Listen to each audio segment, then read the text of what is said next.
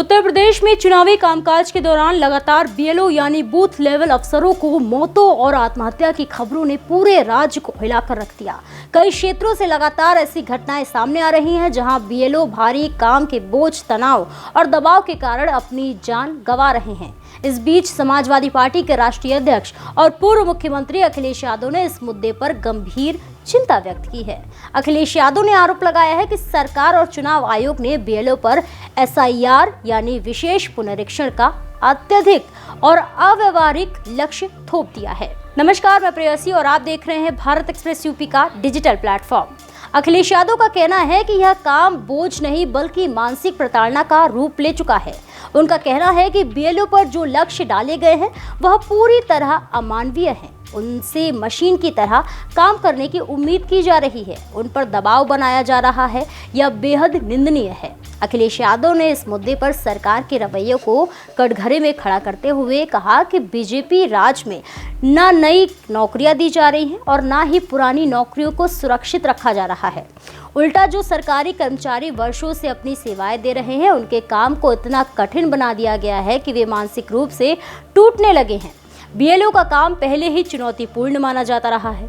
मतदाता सूची अपडेट करना, घर घर सर्वे, दस्तावेजों की जांच, बूथ की जिम्मेदारी, इन सब के बीच अब उन्हें एसआईआर के असंभव लक्ष्य पूरे करने को कहा जा रहा है। कई बीएलओ का कहना है कि उन पर रात दिन काम करने का दबाव बनाया जा रहा है। ठीक इसी वजह से अखिलेश यादव ने इस मामले में एक बड़ा ऐलान किया है। उन्होंने घोषणा की है कि जिन बीएलओ की ड्यूटी के दौरान मौत हुई है, उनके परिवारों को समाजवादी पार्टी अपने फंड से 2-2 लाख रुपए देगी। उनका कहना है कि हम हर मृतक बीएलओ के परिवार के साथ खड़े हैं। हमारी पार्टी फंड से हर परिवार को 2 लाख रुपए दिए जाएंगे।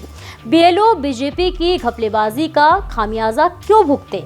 अखिलेश यादव ने कहा कि यह पूरा दबाव भाजपा के राजनीतिक फायदे और चुनावी महाघोटाले को पूरा करने के लिए डाला जा रहा है। उन्होंने सवाल किया है कि जो बीएलओ तनाव में नौकरी छोड़ रहे हैं या अपनी जान तक दे रहे हैं, वह आखिर किस गलती की सजा भुगत रहे हैं। राज्यभर के कर्मचारी संगठनों ने भी इस मुद्दे पर अपनी आवाज उठाना शुरू कर दिया है। कई जगह बीएलओ ने धरना प्रदर्शन कर अपनी समस्याएं बताई हैं। वे कहते हैं कि सरकार काम का बोझ कम करने और सुरक्षा देने के बजाय अपने दबाव डाल रही है। इसी बीच अखिलेश यादव ने बीएलओ और उनके परिवारों से एक भावुक अपील भी की है।